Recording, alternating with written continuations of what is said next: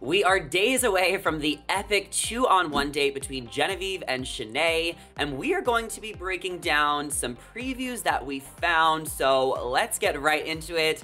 Hey guys, and welcome back to another shared news. We've got all the details you need to know on the Shanae and Genevieve 2-on-1 date, but before we get into it, be sure to subscribe to our channel and ring the bell so you never miss out on any future videos.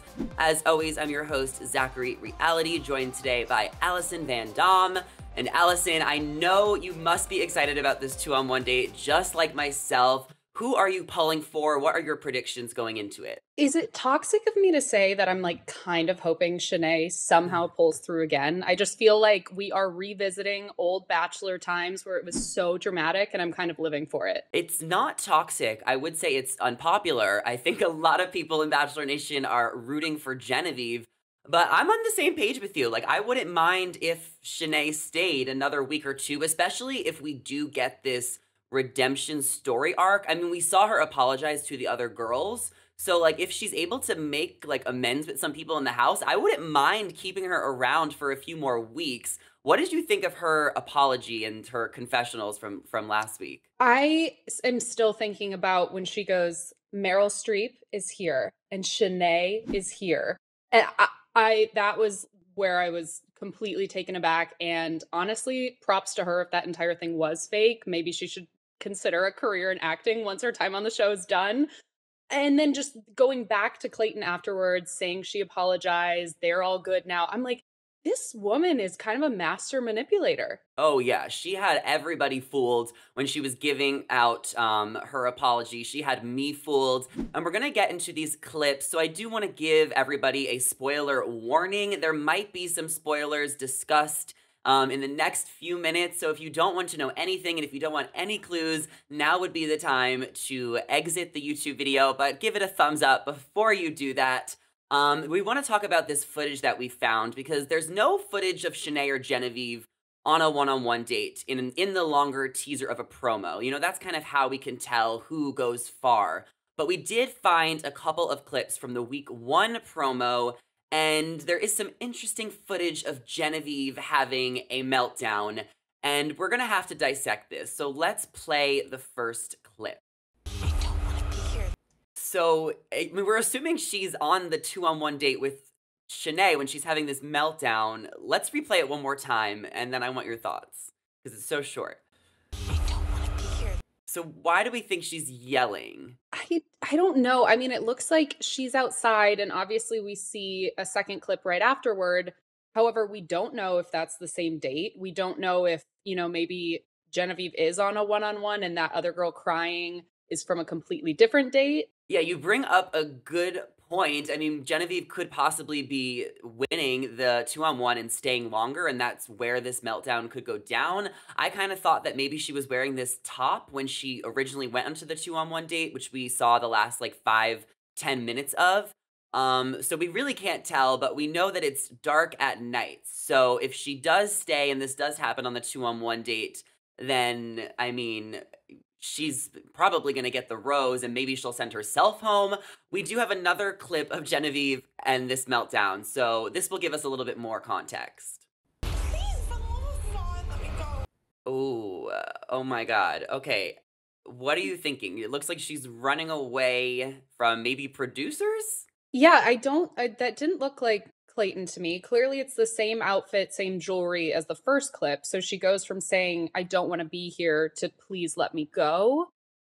And again, it's clearly, at night, either they might be in a cocktail portion of a group date. Maybe it's, nighttime of a one-on-one date. I don't feel like she would leave like this on a one-on-one. So maybe she went on a group date and maybe someone else got the rose and she's completely frustrated and is just kind of giving up hope. Yeah, it looks like she's just trying to leave the show and that the producers are not letting her. Maybe she's trying to leave without saying goodbye to Clayton. It just looks like she's being forced beyond her will right now. And we haven't seen much of Genevieve throughout the season, so we really don't know why she would be crying or any indication. I mean, it's probably so frustrating when you get so far into the show and you haven't received a one-on-one date. Allison, what would you do in that situation? If you didn't get a one-on-one date by what week would you want to call it quits? If it reached the point of one of the front runners receiving a second one-on-one before I received a first one, I think at that point it would be hurtful, but you Yeah. would also probably realize, okay, his connection with, X, Y, and Z must be so much stronger that he wants to have a second date with them. I think that's also where a lot of tension builds when suddenly someone's getting double the time that other people have. I think that's when I would probably maybe not storm off into an elevator, but want to have a conversation with the lead and just check in human to human and say, "Hey, like, what's going on here? Should I be heading home? Where are you at?" Yeah, I mean, I remember on Katie's season, Brendan, he never ended up getting a one-on-one date, and he made it all the way till the final 5. So he ended up going to Katie's hotel room, knocking on her door, and I mean, they basically had the conversation that he was probably not gonna go to hometown. So I wouldn't be surprised if this Genevieve situation happened, like, in the hotel. Like, she probably went to knock on his door, and they came to the realization. It's just the fact that she's crying and having this meltdown, which is just getting me so confused. Like, what really happened, and why does it have to be so dramatic? And I think the Brendan example is so important because at that point it was just like Brendan dating Katie. That was him checking in with the girl he was dating, trying to figure out where her head is at. And I think from a contestant's perspective, it's got to be so hard because so much is out of your control. So I give him props for just kind of taking that himself and figuring it out and trying to figure out where she was at. So honestly, if Genevieve does reach out to him and maybe she's just really upset by the answer, maybe she's really hurt, I'll still give her credit for taking the time to go and just talk to him if that is the case. Yeah, I mean, this looks like it's going to be some pretty good TV. So I'm looking forward to Genevieve's meltdown. But this also means that most likely Shanae is going to go home on the 2-on-1 date. How do you feel about that? I mean, we both just talked about the fact that we were down to see Shanae stay. How do you think it's going to go down with Shanae possibly going home? In a way, it makes me like Clayton more because I feel like he is listening to the women in the house. I think back to the last rose ceremony when Sierra was leaving and she had that kind of little conversation with him of Hmm. what he should be looking for, et cetera, et cetera. It makes me think that he's taken time to kind of ruminate on that, actually think through what other women in the house are saying. And especially the Sierra example, she has no reason to lie at that point. She's leaving. She's already been sent home. So in that Yeah. way, I'm saying props to Clayton if he does send her home. And I think the girls will be really excited to see Shanae go home. But either way, I'm sure the 2-on-1 date is going to be crazy. We've seen other previews of Shanae calling out Genevieve for being an actress, so I can't wait to find out what goes down between the two of them. It looks like Genevieve is staying, so we'll get to know her a little bit more. But we have some good season left. We're only halfway through.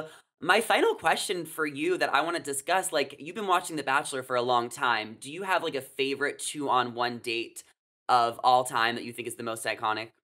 I think from, like a cinematic experience on Ben Higgins season when Olivia was on the 2-on-1, and I believe she was left on the beach. Like they left her there, and it was the most dramatic, I think, ending to a 2-on-1 I've ever seen. She was not put in a car, she was just abandoned on a beach. And I think that's just like an iconic moment. I feel so sorry for her, but what a show. Oh yeah, that date was crazy. For me, I remember Kelsey Poe and Ashley Iaconetti on Chris Soule's season. They were in the Badlands, which is in, I think, Utah or something. And it was just so dramatic. I mean, if Ashley I is there, it's always going to be dramatic. But Kelsey was like the major villain. And then they both ended up getting sent home, and they both ended up in the desert, like being left alone. So I would not be surprised if something similar happened with Shanae, where she's left in like Niagara Falls, just like drowning. I mean, remember she said she wanted to throw Genevieve in the pond? Like she's gonna end up throwing herself in the falls. It's gonna be dramatic no matter what. I think based on what we've seen this season, I can't wait for Monday. Yeah, we got just a few days away, guys. So you'll have to let us know your predictions, what you guys think is going to go down. What do you think of these clips with Genevieve, Shanae? Let us know in the comments. And before you guys go, be sure to hit that subscribe button and ring that bell so you never miss out on any future videos. As always, I'm your host, Zachary Reality, joined by Allison Van Dam. Our social media handles are on the screen right now, so be sure to give us a follow, come say hello, and we'll catch you guys in the next one. Bye!